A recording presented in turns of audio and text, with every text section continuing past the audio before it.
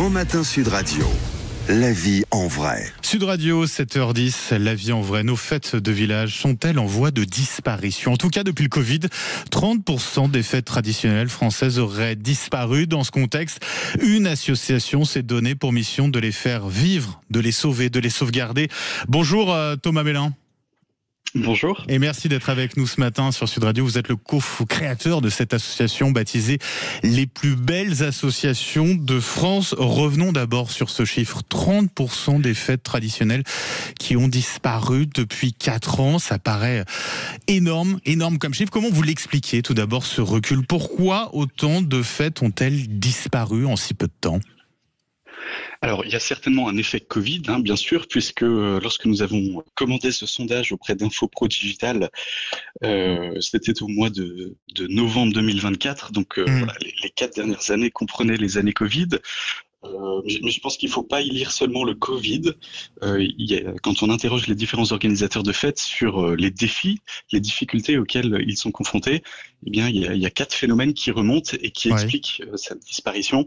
Vous avez la question du financement, tout d'abord. Bien sûr. C'est difficile aujourd'hui de trouver des financements pour les fêtes et les fêtes coûtent de plus en plus cher. Vous avez la question du bénévolat. On est dans une logique, effectivement, aussi d'économie budgétaire et forcément, les associations, les fêtes de village, elles sont aussi impactées par ces économies. Bien sûr, et il y a une inquiétude que nous entendons tous les jours lorsque nous discutons avec nos différents organisateurs de fêtes. Les budgets culture sont en général assez petits, assez faibles, et les subventions pour ce type de manifestation... Je vais vous demander, Thomas Mélin, de bien parler dans le micro de votre téléphone, parce qu'on vous entend parfois un peu loin. Thomas, oui. Oui, bien sûr. Donc je disais, voilà, la question du financement qui est essentielle, et puis la question également du bénévolat. Voilà, une fête, c'est beaucoup d'organisation, mais c'est surtout des mois de préparation pour des équipes bénévoles. Et donc voilà, il faut trouver à chaque fois des équipes motivées, prêtes à donner de leur temps gratuitement. Et donc ça, c'est aussi un défi auquel sont confrontés les organisateurs. Et puis il y a un autre phénomène, c'est celui de la visibilité. Eh bien, il y a beaucoup de fêtes aujourd'hui qui ont du mal à se tenir, à se pérenniser, tout simplement parce qu'elles n'ont pas assez de visibilité, pas assez de visiteurs, tout simplement. Et puis vous rajoutez à ça un 4e effet qui est les contraintes réglementaires, le poids des normes qui devient difficile à gérer pour les organisateurs. Voilà. Avec donc des fêtes traditionnelles très anciennes, des fêtes de village qui disparaissent comme ça à cause de ça, à cause de ces différents facteurs. Oui, tout à fait. Voilà, oui. On a plusieurs exemples de fêtes qui disparaissent. Voilà, chacune pour sa raison, chacune selon son organisation. La fête de l'âne à Carcassonne a disparu depuis plusieurs années. Ou plus récemment, vous prenez la percée du vin jaune, une fête emblématique du Jura, alors qui n'a pas complètement disparu, mais qui a été obligée d'annulation cette année. Voilà, pour revoir un petit peu son modèle.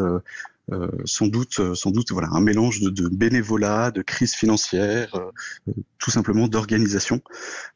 Et donc, on est bien sûr assez inquiet, mais il faut pas voir tout en noir. Il y a aussi beaucoup de fêtes qui vont bien. Si 30% des fêtes ont disparu ces 4 dernières années, c'est quand même qu'il y en a 70% qui vont bien et qui se maintiennent.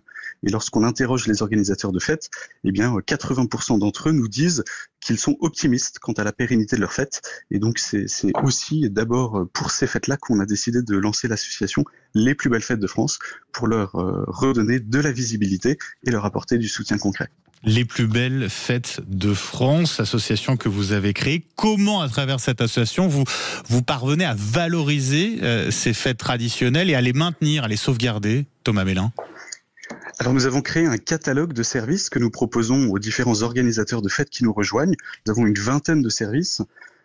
Et une partie de ces services sont justement consacrés à rendre de la visibilité à ces fêtes. Parce que nous avons l'intuition que plus on fera parler des fêtes, plus on invitera les Français à visiter, à redécouvrir les richesses de nos régions, et bien plus les fêtes vont pouvoir continuer à vivre, à s'organiser.